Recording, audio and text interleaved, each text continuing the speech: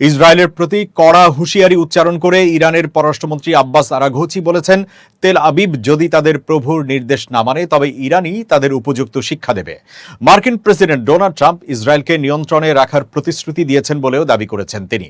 সম্প্রতি ইসরায়েলের প্রতিরক্ষামন্ত্রী ইসরায়েল কাটস ইরানের সর্বোচ্চ নেতা মুজতবা খামেনিকে হত্যার হুমকি দেওয়ার পর উত্তপ্ত পরিস্থিতিতে এই প্রতিক্রিয়া জানালেন ইরানি পররাষ্ট্রমন্ত্রী।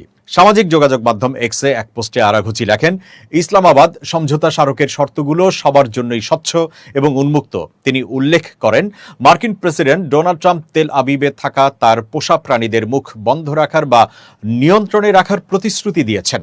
আরাঘচি সরাসরি হুঁশিয়ারি দিয়ে বলেন, যদি তারা তাদের প্রভুর নির্দেশ উপেক্ষা করে তবে ইরান তাদের শিক্ষা দেবে। আমাদের জনগণ বা নেতৃত্বের প্রতি কোনো হুমকি আসলে তার তাৎক্ষণিক ও কঠোর জবাব দেওয়া হবে। এর আগে ইসরায়েলি প্রতিরক্ষামন্ত্রী ইসরায়েল কাটস ইরানকে ইঙ্গিত করে বলেছিলেন, ইরানিরা ভালো ব্যবসায়ীর মতো যারা আলোচনার টেবিলে সুবিধা পেতে চায়। তিনি স্পষ্টভাবে জানান, ইরানকে কখনোই পারমাণবিক অস্ত্র তৈরি করতে দেবে না ইসরায়েল।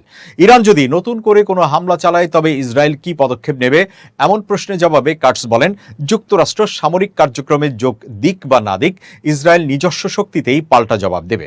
তিনি আরো বলেন, যুক্তরাষ্ট্রের সঙ্গে আমাদের প্রতিরক্ষা অংশীদারিত্ব রয়েছে, তবে ইরান আক্রমণ করলে ইসরায়েল এককভাবে শক্তি প্রয়োগ করবে, যা কোনো কিছুর উপর নির্ভরশীল নয়। ডোনাল্ড ট্রাম্প ইসরায়েল রাষ্ট্রের অকৃত্রিম বন্ধু। তার বিশ্ব দৃষ্টিভঙ্গিতে তিনি খুব ভালো করেই জানেন কারা ভালো আর কারা খারাপ।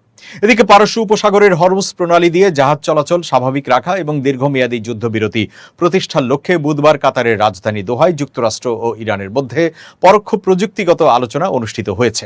গত মাসে স্বাক্ষরিত 14 দফা অন্তর্বর্তীকালীন চুক্তির ভিত্তিতে এই আলোচনা চলছে।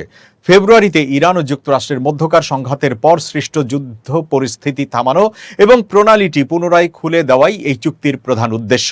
একই সঙ্গে স্থায়ী শান্তি চুক্তির জন্য 60 দিনের আলোচনার পথও প্রশস্ত করা হয়েছে।